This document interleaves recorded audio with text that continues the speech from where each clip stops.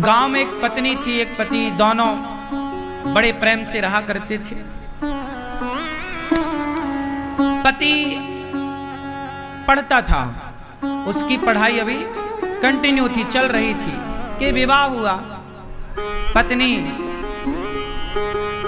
में बहुत आसक्त था, उसका पति बहुत सुंदर थी, बहुत अच्छी थी। एक दिन उसके कॉलेज से ऑफर आया कि आपकी आगे की पढ़ाई लंदन में होगी, आप चाहें तो यहाँ की गवर्नमेंट आपको पढ़ाने, आप अच्छे नंबर लाए हैं, आप योग्य हैं, तो आपको गवर्नमेंट अपनी तरफ से भेजेगी लंदन पढ़ने के लिए। जब ये प्रस्ताव आया, 3 साल के लिए लड़के को जाना था।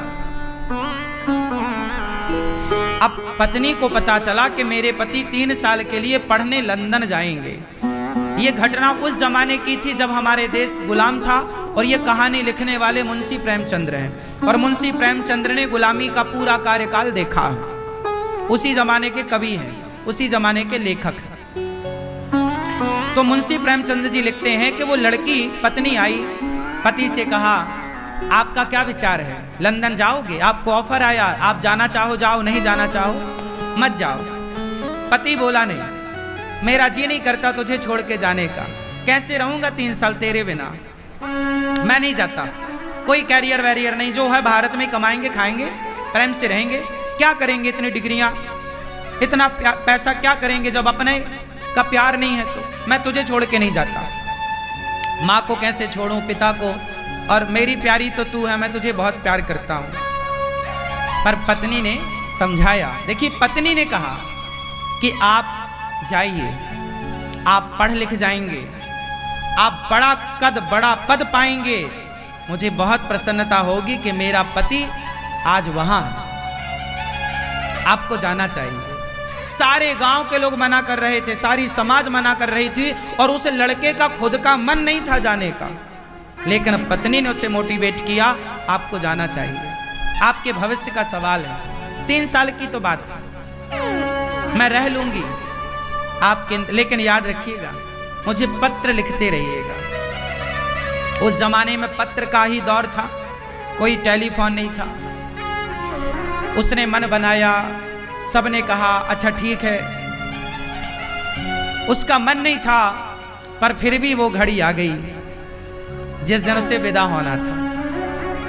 वो विदा होने के लिए चला, पत्नी से मिलने गया, पत्नी को गले लगाया, कहा, प्रिय मैं जा रहा हूं, पर मेरा मन नहीं है तुम्हें छोड़कर जाने का।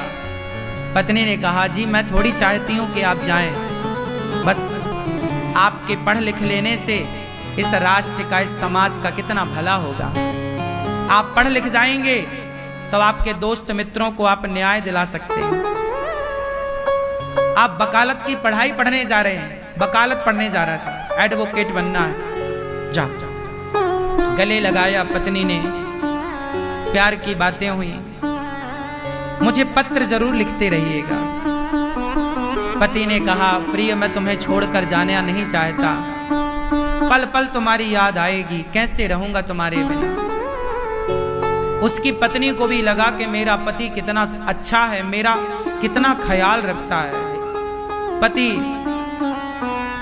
चला गया, ट्रेन में बैठा और वहां पहुंचा जहां से बड़ी बड़ी जहाजें, पहले यात्राएं जहाजों से होती थी, उस जहाज में बैठ के वो लंदन की ओर चला। वो लंदन पहुंचा, उसका कॉलेज उसे मिल गया, वो पढ़ना स्टार्ट कर दिया। परंतु हर महीने वो पत्नी को पत्र लिखता, पत्नी भी पत्र में उसको जवाब देती, हमें आपकी याद आ रही है, वो भी कहता, हम आपके बिना कैसे हैं। जैसे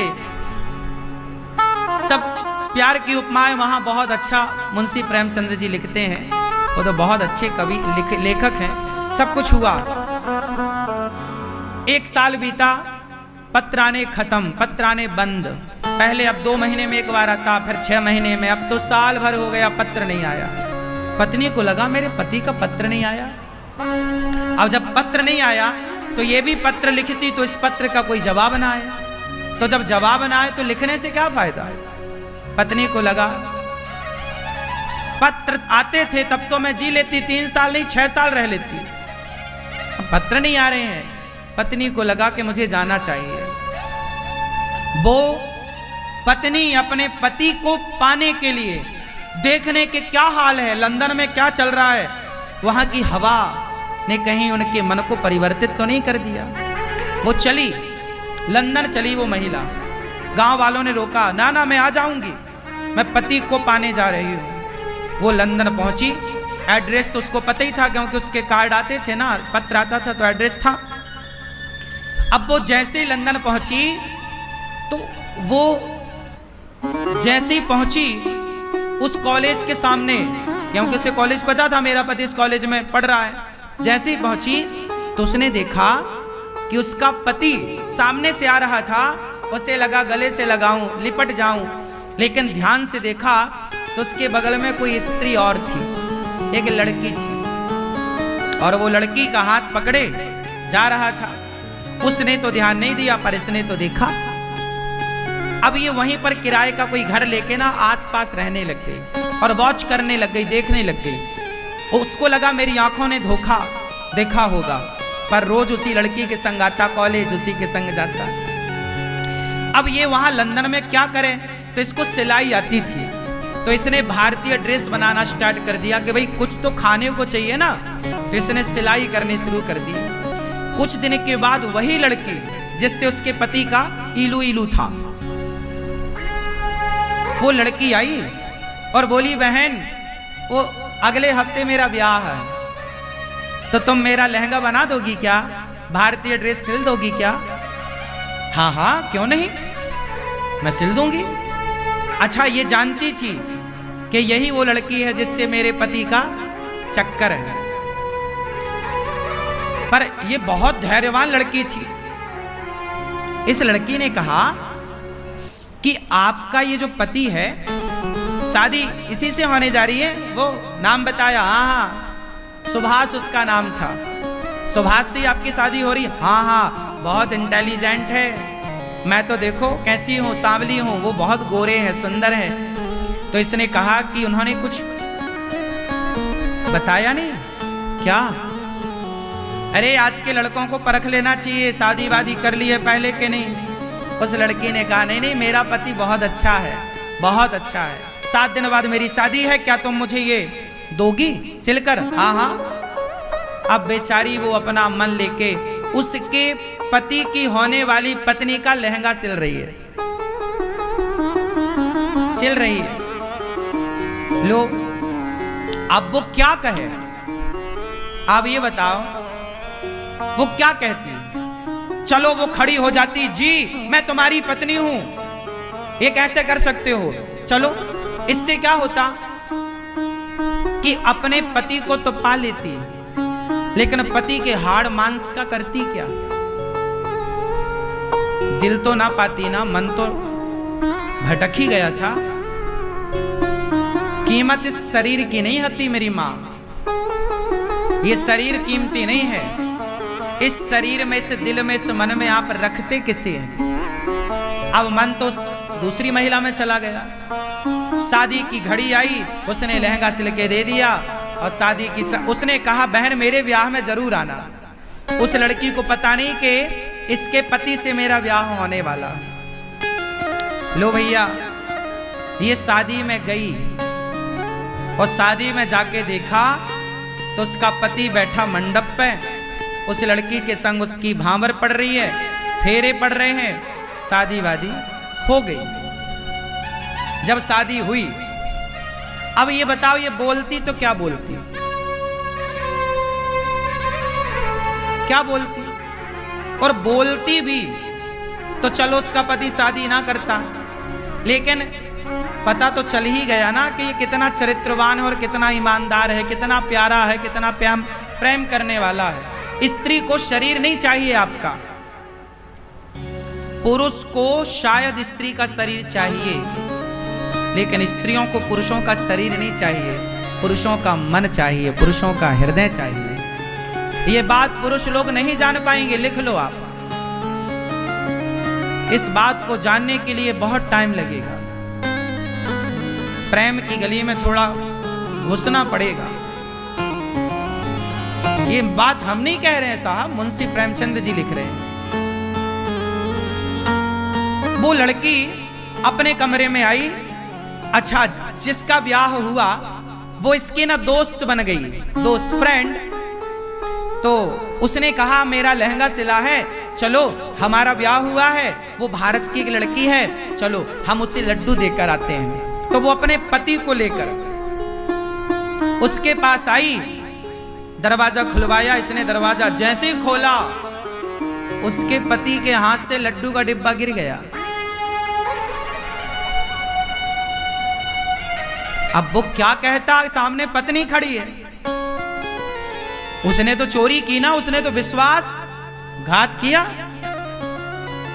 अब वो क्या कहती, क्या कहता, वो लड्डू वड्डू सब गिर गए।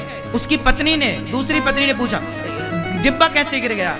तो इसने मुस्कुराते हुए कहा, बहन नई नई शादी है ना, ऐसा झटका लगता रहेगा। आओ, अंदर बिठाया, चाय पिलाई। उसने नहीं बताया कि ये मेरे पति।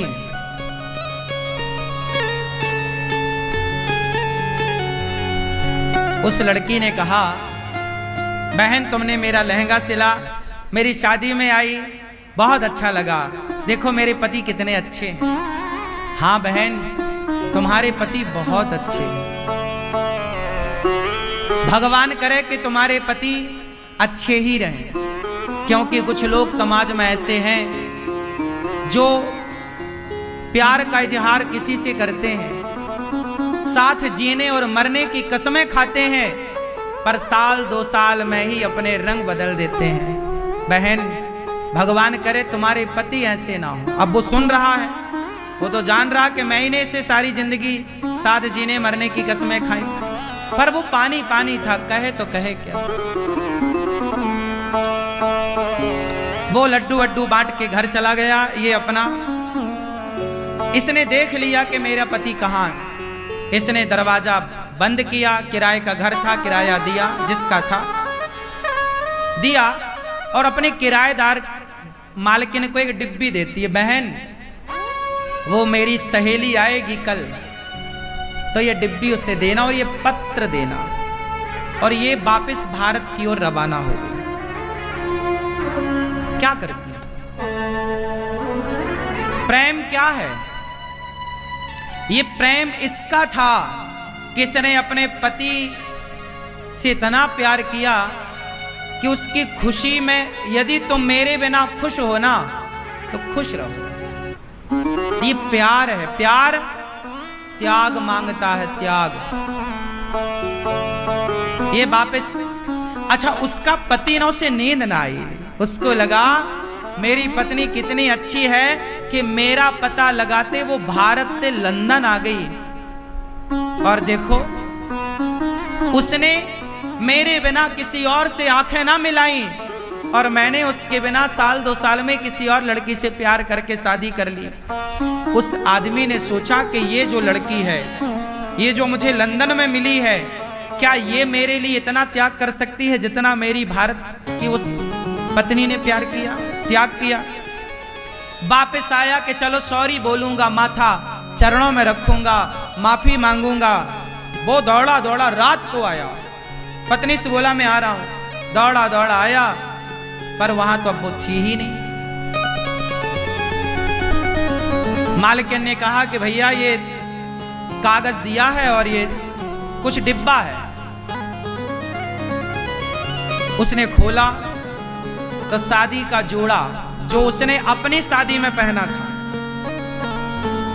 अपनी शादी में जो उसने लाल शादी साड़ी वाड़ी पहनी होगी, वो सब जोड़ा रखा, सिंदूर की डिब्बी दी, और उसने लिखा अपनी सहेली को, मतलब उसकी पत्नी को, कि बहन तुम्हारी जोड़ी अमर रहे, और अब मेरी इच्छा है कि तुम्हारे ही शुभ हाथों से, तुम सुहागन हो, तुम पतिव्रता हो, तुम्हारे शुभ हाथों से ये सिंदूर, तुम ये शादी का जोड़ा एक नदी में, जलाशय में विसर्जित कर देना।